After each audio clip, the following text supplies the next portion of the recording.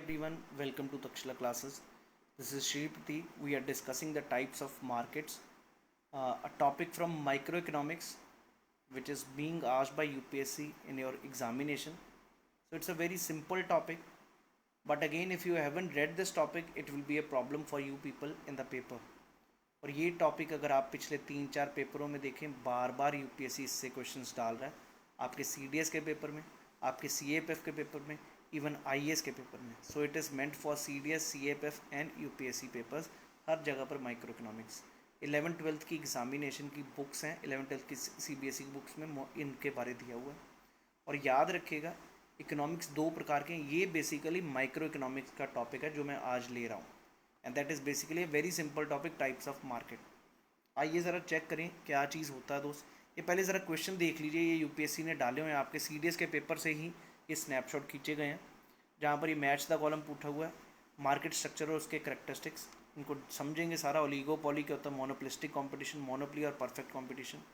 ठीक इसी प्रकार ये अगला क्वेश्चन है, एक बार ही सीडीएस में बार बार पूछ रहा है. So again, it's a, you can say, highly potential topic which is going to be asked in the coming CDS paper, which I feel so. So please concentrate on this topic. As a part of our Fattafat series, we will be completing nearly 1500 topics in the GS, which are very very important for your paper, and I feel the questions will be there from these topics in the paper.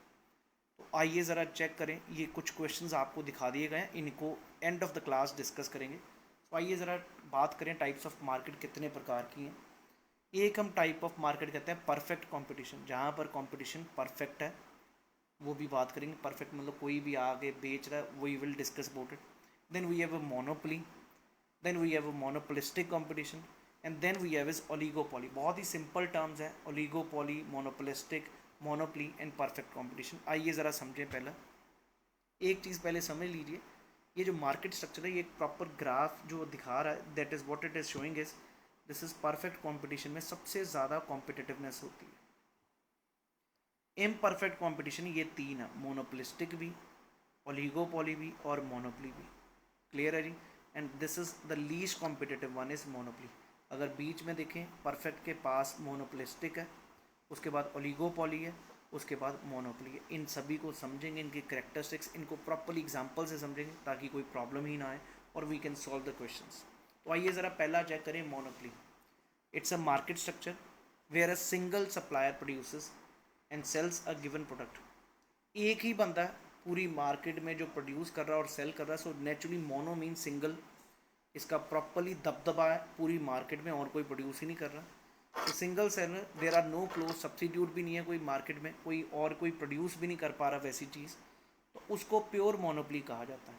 इसका अगर India में उदाहरण लें तो we can take like railways, right. Railway जो है central government के under है, ये गवर्नमेंट का ही है, और ना कि सभी को बैरियर है, कोई भी इसमें एंटर नहीं कर सकता, सिर्फ railways is under centre. So but the problem is it is for public good.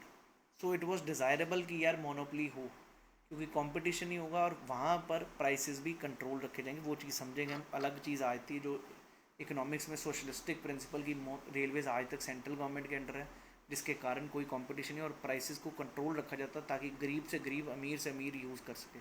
लेकिन यहाँ पर मोनोपोली का मतलब सिर्फ यही railway sector is being used by only one person, that is government, and they are controlling it. So government की monopoly है railways में.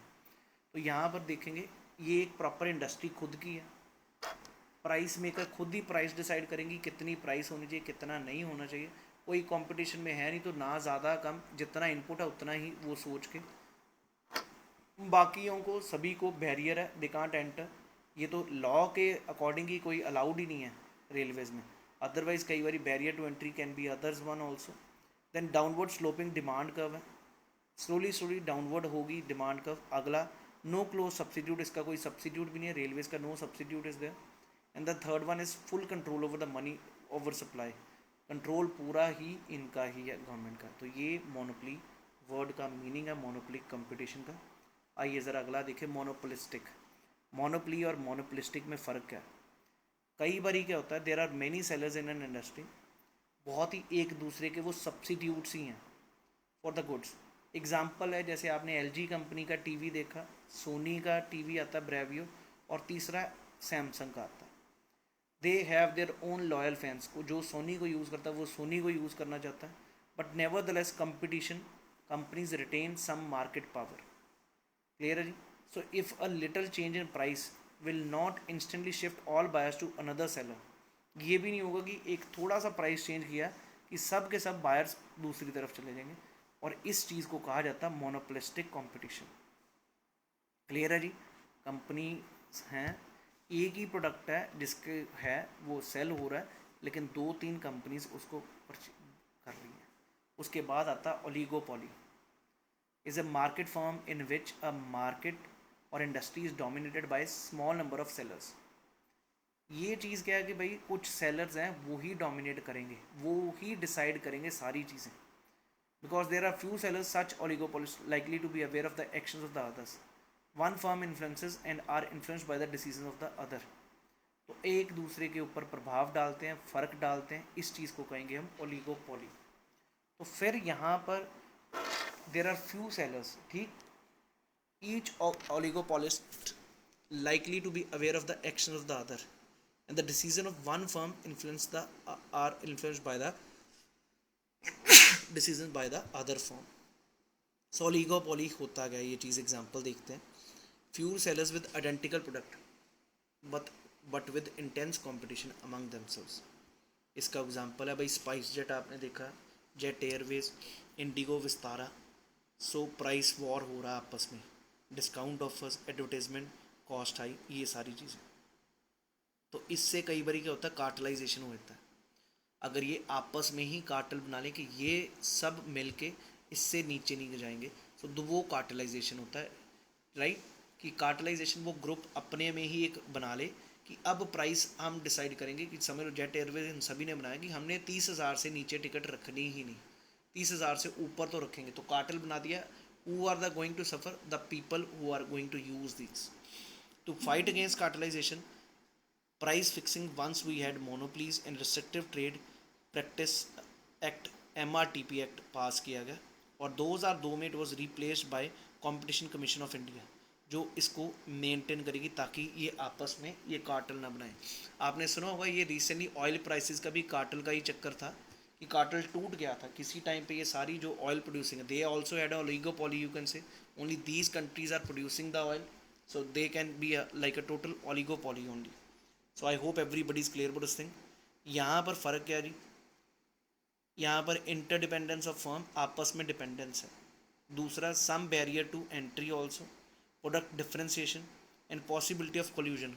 इसमें काफ़ी ज़्यादा पॉसिबिलिटी होती है कार्टल बनने की।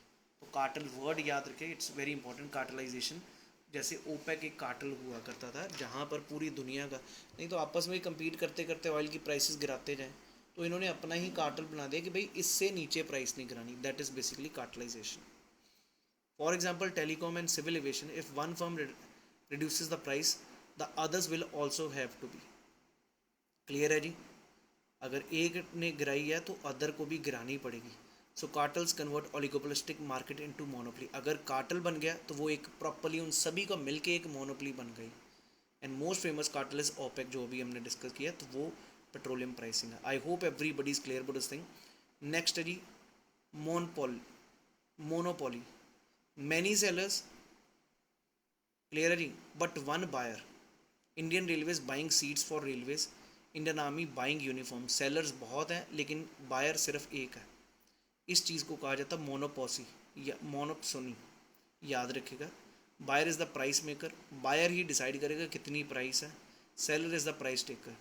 The term was coined by James Tone Robinson and she was teacher of Manmohan Singh and Amartya Sen. याद रखिएगा ये भी जी। मोनोप्सोनी क्या होता है?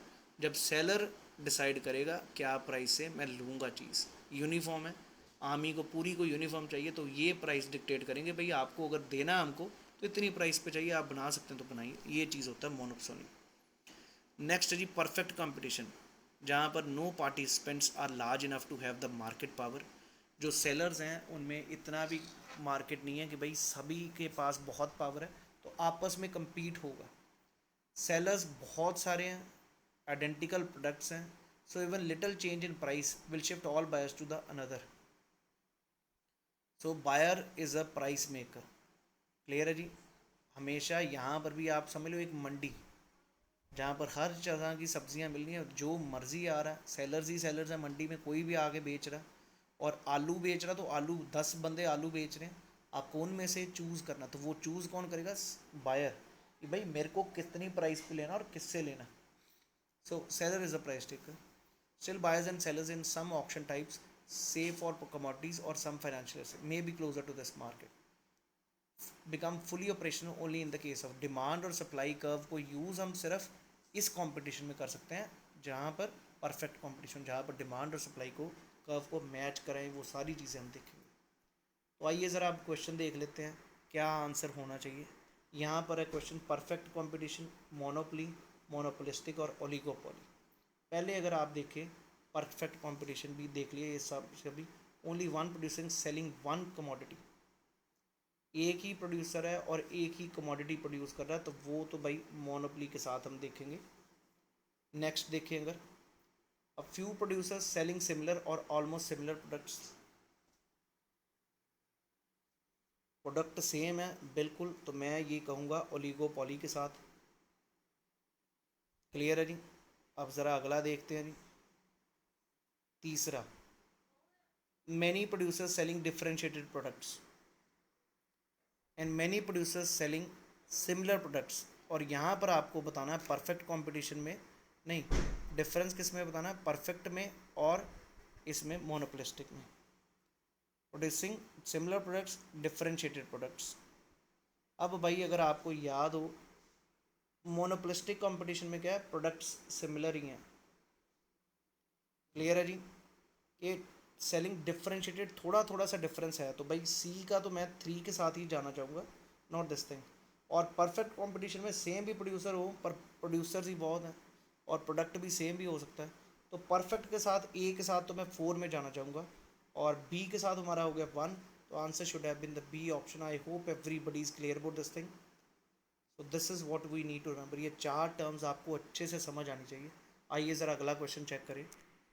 A market situation where many firms sell similar but not identical products। अभी अभी आपने देखा प्रोडक्ट सेम है, ओलिगोपोली भी नहीं, ये दोस्त अभी आपने LG, सोनी, प्रोडक्ट सभी का सेम है पर आइडेंटिकल नहीं है, तो कौन सा होगा भाई? Monopolistic competition. समझ आ गया जी? I hope everybody is clear about these terms. बहुत ही एग्जाम्पल से आपको समझाया गया, easily you can answer these question now in the paper. ये 3-4 क्वेश्चन से आपको एटलीस्ट पता चल गया कि भाई पेपर वाला पूछेगा क्या। और किसी को भी कोई डाउट हो तो please put up in the comment section.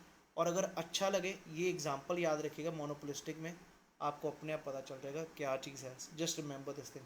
आपकी कन्फ्यूजन हो सकती है मोनोपोलिस्टिक और ओलिगोपोली में, लेकिन वो डोमिनेट करेंगे। इवन मोनोपोली भी समझ आ चुका है, परफेक्ट कंपटीशन भी समझ आ चुका है जी। और ये एरोज़ भी याद रखिएगा, ये इम्परफेक्ट में ये तीनों आते हैं, मोनोपोलिस्टिक, ओलिगोपोली और मोनोपोली। परफेक्ट कंपटीशन जहाँ पर सब कोई भी आए, कोई भी बेचे, मंडी याद रखनी उस टाइम पे। I hope everybody is clear about this thing now. So let's move to the next one now. We will discuss about the another things in the coming session. So if you really like that Fattafat series, please do hit a like button and do let others know about this channel also, so that we can reach out to the maximum people. That is what we are looking from your side. Please show us your love for these series, Fattafat series. So thank you, wish you all the best. Jai Hind.